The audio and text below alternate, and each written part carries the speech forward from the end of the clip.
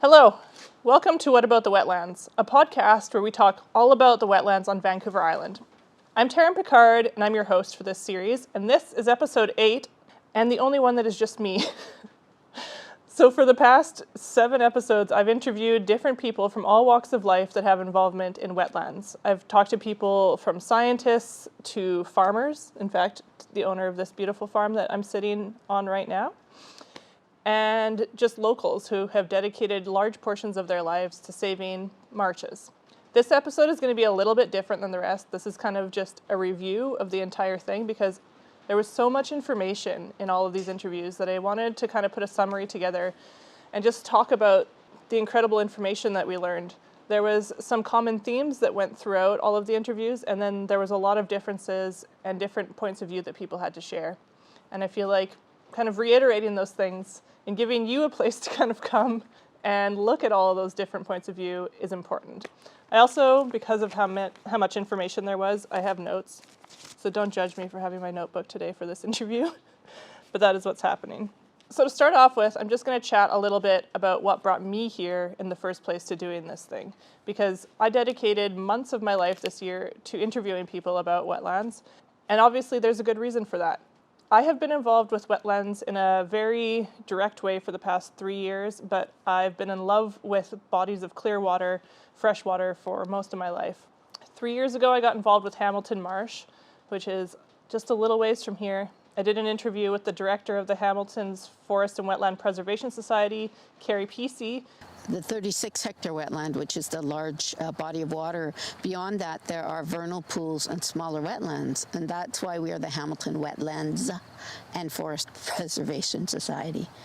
She has been involved for 20 years in trying to save that marsh, and she brought me in to help with those efforts, and through that, I came up with the idea of doing this podcast.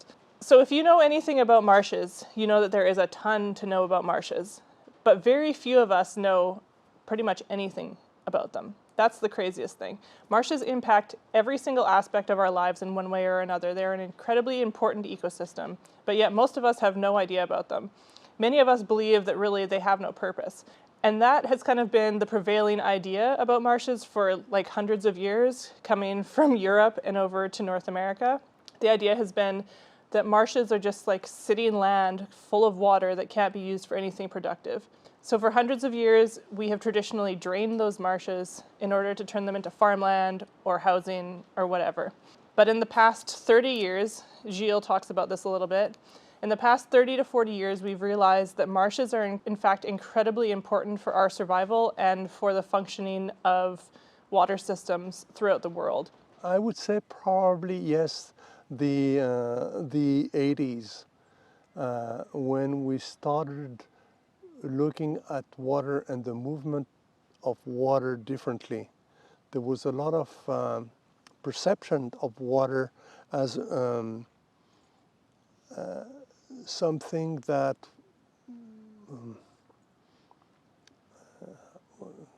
what's the word for it, that had negative effects, right?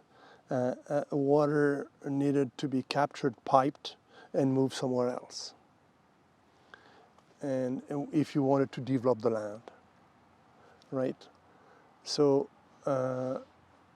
and then suddenly by doing that, we realized that at the end of the pipe, there was a lot of water coming out quickly.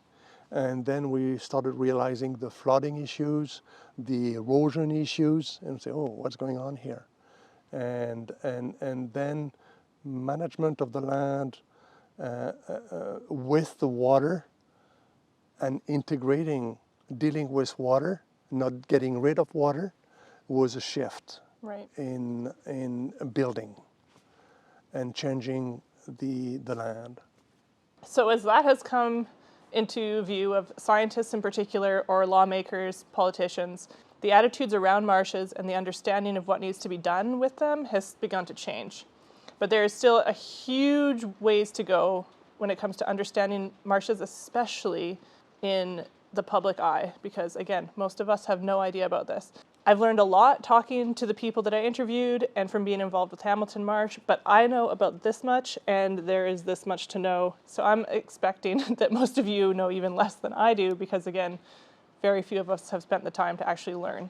Understanding why we haven't had value for wetlands, I think, is one of the most important parts of this whole process of learning how to kind of move our world into a place where we treat wetlands better. Wetlands are often relatively flat, fertile, rich soil, great for agriculture or land development. So they're threatened by just habitat loss, being converted, drained, for other uses, and then of course invasive species. You could build a house. The old people would pop a plank off a tree, right? The whole tree didn't have to die. You could just take a plank off the tree and then build your home. And I think that that sense doesn't exist anymore, that's everybody needs their own bedroom with their own house, with their own, like, that communal living. People don't have that in their thought process very often anymore. It's like everybody needs to get locked up in their own space. So on our Hamilton Marsh tour that we did, I don't know how many months ago now, you were talking a lot about how much the marshes were used for food traditionally. Food and for the I think probably less food and more the cattails was an important part of our history, and the other rushes. I can't remember their names. Bulrushes? Yeah. So they would be woven into big mats and they'd line the inside of the longhouses, because when they're dry they shrink and when they're wet they swell, so they become waterproof in the winter on the inside of the longhouses, and when it's summer and they shrink, then it allows the breeze through. And the same in the summer, there would be tents. People would travel, they'd be rolled up mats that make into tents, right? So when it rains, cool. they swell and then you have a waterproof tent. So bulrushes were huge in our culture. So gathering rushes, and they would be refreshed every couple of years because they're natural, right? And there was a big process to making them, and these big long needles that would get threaded through, and it's pretty cool. And they'd be creased. If you creased them, they didn't break off as quickly if you didn't crease them. So lots of technology, I think, came from marshes. So I think one of the biggest takeaways that I have from talking to so many people about wetlands is how many of the processes that go on we don't see, but those processes are incredibly important. And to me, that's kind of a philosophy for how we live life in a broader sense in society. We don't necessarily have as much value for the things that we can't see. So coming back to the idea of why it is that people have had such little value for marshes. And this is kind of a theme that has come up in numerous episodes as well. But it's just basically the fact that in this society, we don't value the things that we can't see as much as we value the things that we can see. And marshes on the surface look like they're just this still, gross kind of body of water. But in reality, there are so many processes going on that are deeply adding to the world around us. Like, we got into this chat with Gilles talking about how wetlands actually add back into the aquifers. Wetlands are also kind of a source of the water for water located downstream. So like looking at the Hamilton Marsh is part of a tributary to French Creek. So it's part of this larger watershed. So every wetland is part of a watershed, and it will supply water and groundwater to the aquifers, and aquifers are connected to rivers. So ultimately those waters will end up in rivers, and they will be end up filtered through aquifers, and they're part of supplying water. They're part of the system, and they can store water due to their surface, and due to the fact that water moves very slowly through a wetland.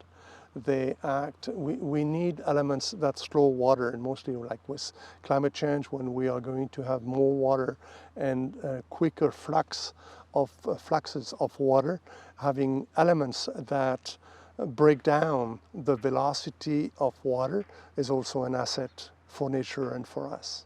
But if we don't take the time to slow down and actually to start observing and acknowledging the fact that there is so much going on around us that we can't see, then we never truly understand what is going on around us because we don't see those unseen processes.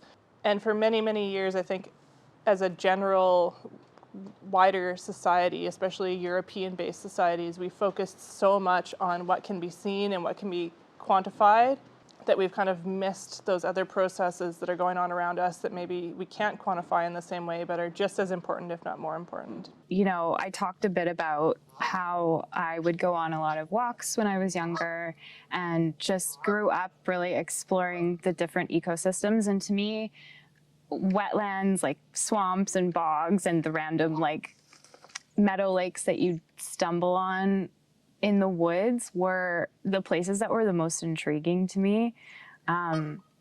There's just like, you like smell them before you see them, right? Like you can smell almost like this like earth matter or like kind of decay, I want to say, but it's just, there's like a fullness. And being sites of transition, that to me as a child, I couldn't articulate what that meant, but as I've gotten older, I've started to understand the importance of that.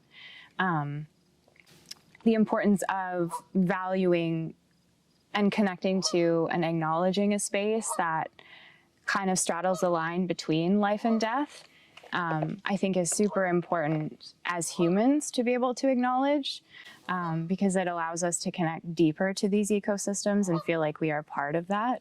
So the first question I asked every single one of my guests is, what is the definition of wetlands to them? And every single person had a different definition of what wetlands were, which honestly I was kind of surprised about, but also very happy because it set a good tone for every interview being very different, which is cool. So I'm going to show you two different definitions that we got from two different guests that are on complete opposite ends of the spectrum, but I think are very important for understanding kind of the holisticness that is a wetland. To me, wetlands basically are the definition of life. They're ecological spaces where basically all the biological processes that are necessary for life occur. There's decay, there's regeneration, recycling of nutrients and matter, the reemergence of new life. Just, you have all of this movement and change happening at the same time. And yet I find that they are often quite overlooked ecosystems. And they also, to me, represent spaces that are liminal, so transition spaces. And I think those are really important for humans in general to connect with. Well, wetlands, there's the technical definition and then there's the philosophical definition. The technical one is that they're areas of land that are either partially or totally submerged during most or part of the year. And that creates a whole different kind of array of habitats, whether it's shallow water or just mud, whether it dries out in the summer, whether it's wet year-round with a pond on it or a lake. So wetlands have many different aspects. You've got fens and bogs and swamps and marshes. They each have their own particular characteristics, and they're all fascinating. Now, another way of looking at them is they're mysterious, they're exciting. You can slip and fall. You can find incredible flowers like the little calypso orchids that you would never see anywhere else. You've got all kinds of life and death going on around in the trees above, in the water below, and along the shores. So it's a fascinating place where one can spend hours just exploring and looking and learning and listening. Birds use it, frogs use the wetlands. There are all kinds of different trees. Humans have used wetlands for forever, for millennia, for all the different resources that are there also. So wetlands are complex, they're fun, they can be dangerous if you're not careful and use your head, and they're a source of food and materials that humans have used since time immemorial. We've gotten to the point in the world now where an estimated 35% of wetlands have been eradicated in the past 700 years. And because wetlands, like we just talked about, are so incredibly valuable to us as human beings, but to every species that comes in contact with them, as well as to our water systems, to how our hydrology and weather both work, this has had a huge impact on climate change, on what we see around us, on how we interact with the world around us. And even since 1970, it's estimated that another 22% of the remaining wetlands have been destroyed. And that's world over. That's not just North America, that's not just Vancouver Island. Vancouver Island is incredibly important, I think, and particularly interesting to see how much of our wetlands have disappeared because, like Carrie Reed talked about, so much of this island used to be wetland.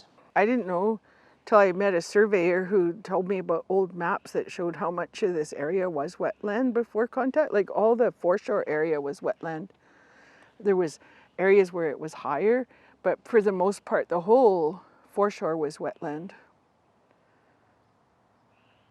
And lots was, and I think that understanding is not there. Like how much of the, those estates along the beach were filled in for homes, or they were on spots where there was an old village site because that was available for people to build on before contact, and the people knew it was dry.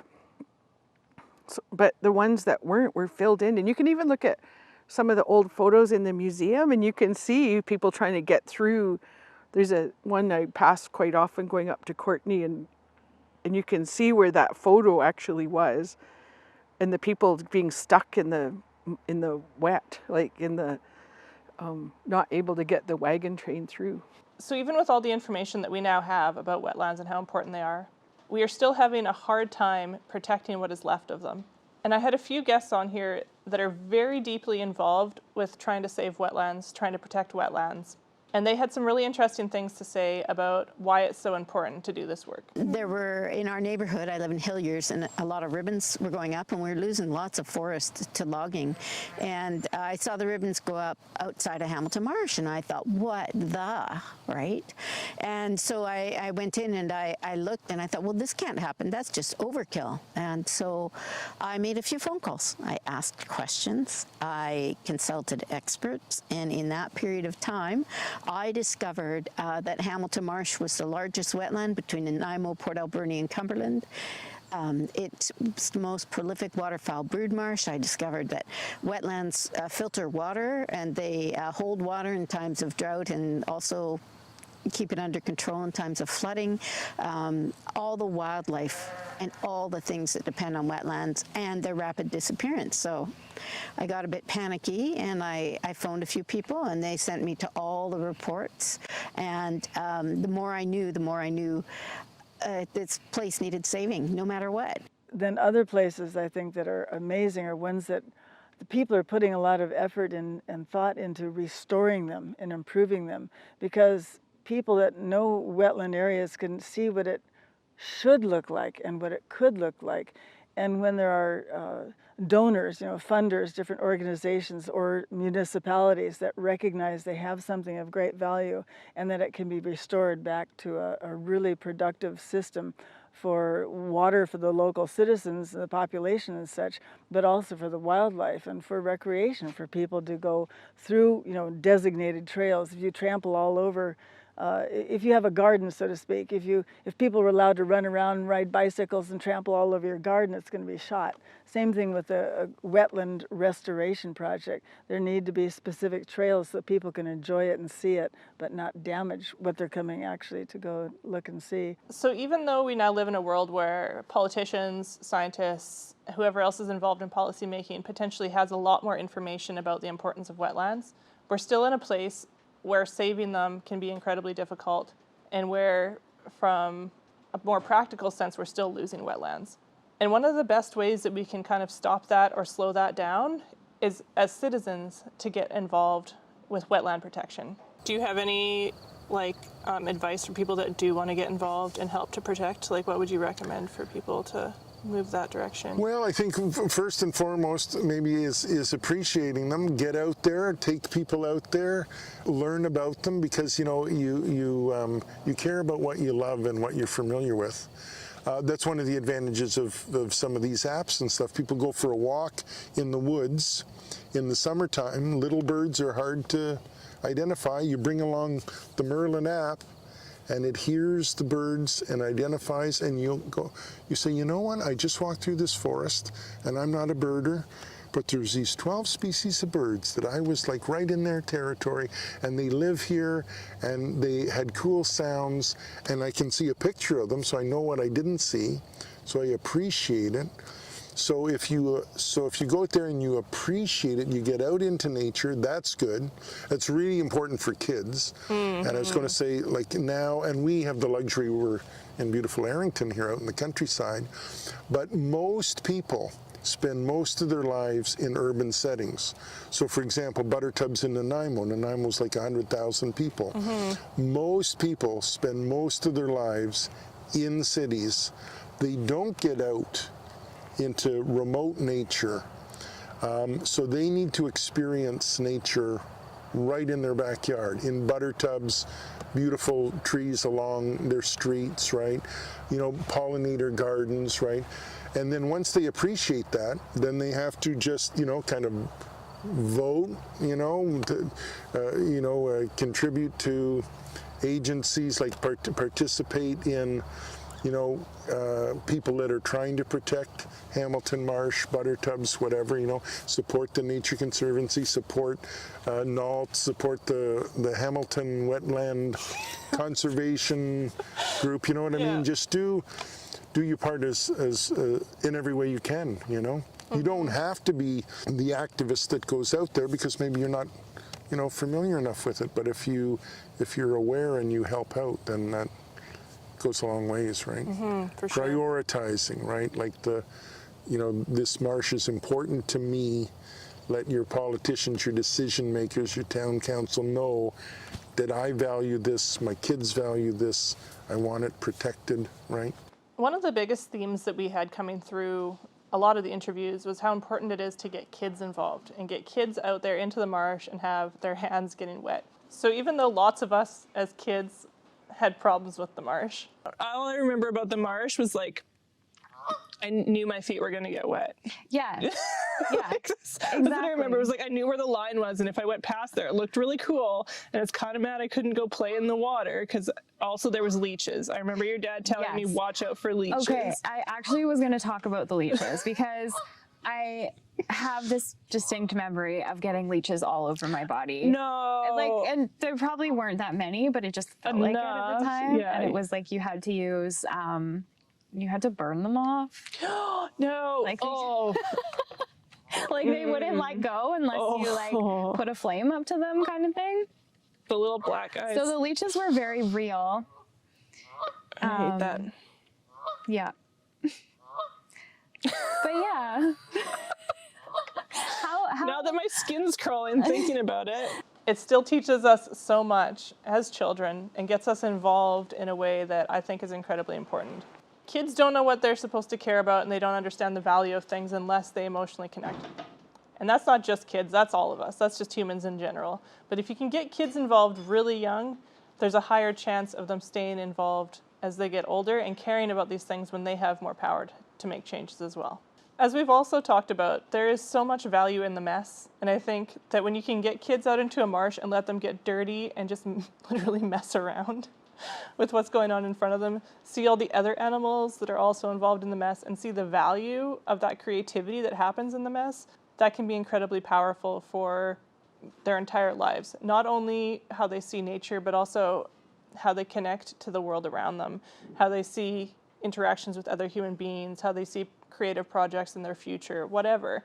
Just understanding that it's in that messiness and it's in that lack of order that the creation actually happens can just be so powerful for allowing them to have confidence moving on into other areas of life as well.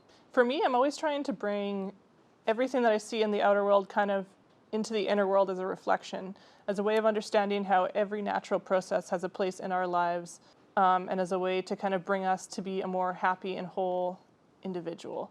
And to me, wetlands are kind of the perfect metaphor for that. We talked about this with Camilla as well. But marshes show us this incredible world that on the surface looks like it's a complete and utter gong show, and like there's maybe no value for us as individuals, as human beings. It's messy, sometimes it's smelly, it's full of dead stuff a lot of the time. You can't usually fish in it. Sometimes you can't even like walk in it or swim in it because it's just muck. But again, that's where all the processes happen. That's where all the change happens. That's where all the animals come to eat, where they come to be sheltered. It's where they come to drink.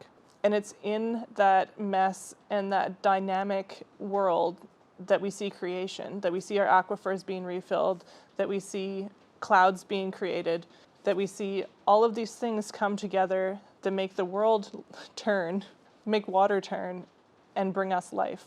So if we can sit and just take a moment by a marsh, maybe we're uncomfortable initially, but if we can let the marsh kind of transform us in a way and let us see the importance of all the muck and all the confusion and how it is actually what is creating the world around us in a positive way, I think we can bring that also into our lives and help it to create and maybe even see the world as a softer place than how we had initially seen it. And I think also seeing how people have come together in all these different forms to work with marshes, to either save marshes or to educate other people about marshes, and how much joy and love they have for this ecosystem can also really help to show all of us that there is more hope in this world right now. We're all aware that things are going crazy. We're in a mess globally right now, but that doesn't mean that there isn't hope and beauty in the world. And if we can come together with other people who are also working towards a similar goal, we can see a lot more of that hope actually existing in a physical, tangible way in our communities and around us. And as most of these guests pinpointed, every single person has something of value to add to helping to protect and educate people when it comes to marshes. It can be as little as citizen science, you going out with your kids and counting frogs and reporting that, or reporting the kinds of birds that you see in a marsh. Or it can be as much as sitting on a board that is trying to save a marsh or trying to educate people about the nature that's around them. As little or as big as you can be involved, it matters. And it not only matters to your life, but to the community members that you're impacting and involved in, or with, as well. I think one of the biggest lessons that we have to learn as humans is that sometimes you just have to let things be as they are, even if to you in that moment you can't be a part of them the way that you think it's valuable, because there's other value in them. So I also want to give a big shout out to Charlie and Sheila Pickard for letting me use their property to do most of the filming on. The last interview that I did of this series was with Charlie, and Charlie has been on this property for 60 years. He has seen so many changes with how water sits on this land. Since he's had it, he's actually had wetlands show up because of how people around him have changed their land use. And that has meant that he has had to adjust how he uses the land and how he relates to his own livelihood as well in the process. So I thought it was really important to kind of end this series talking to somebody who uses marshes or wetlands in a practical way while also providing food for himself and also protecting nature in a way. But not only is he involved in a personal way, but he also let us come onto his property, him and Sheila, and film 7 out of 8 of the episodes here. Just a disclaimer, he's my father-in-law, so that was our in for doing this. But they could have said no, and they did not. They let us come in and set up in numerous locations on the property to film. And I'm incredibly grateful because this podcast would not have happened without having a beautiful, wonderful location like this to film in. And also thank you to all of my incredible guests who came and sat with me and trusted me to film them, to record them, and to share their knowledge with the world. It was so interesting. Every conversation I could have had last for hours and hours, but I don't think anybody else would have been able to sit through that. And these people are all very busy because what they do is so important in this world. So it was very, very humbling to have them come and sit with me and give me that time and trust me with their words. So thank you to any of you that may be watching this right now. And last, but definitely not least, all of you that have watched this, I am so grateful that you have sat down and taken the time to watch this interview or other interviews and learned a little bit more about the marsh. Because marshes are not only important to me, they're important to every single one of us, and I hope that that's something that you've taken away from these interviews. That any of us can get involved and make a difference, and it matters that we do make that difference for every single human being and animal on this planet. Thank you so much for being here, and this has been What About the Wetlands?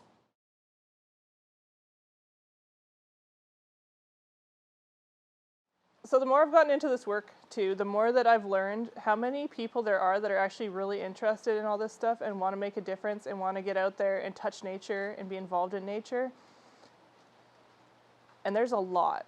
There is a huge community, especially on Vancouver Island, of people that genuinely love nature and care about it. And you'll see that if you start to Google like nature organizations, there are endless nature organizations. I can't even keep up with the names of them half the time.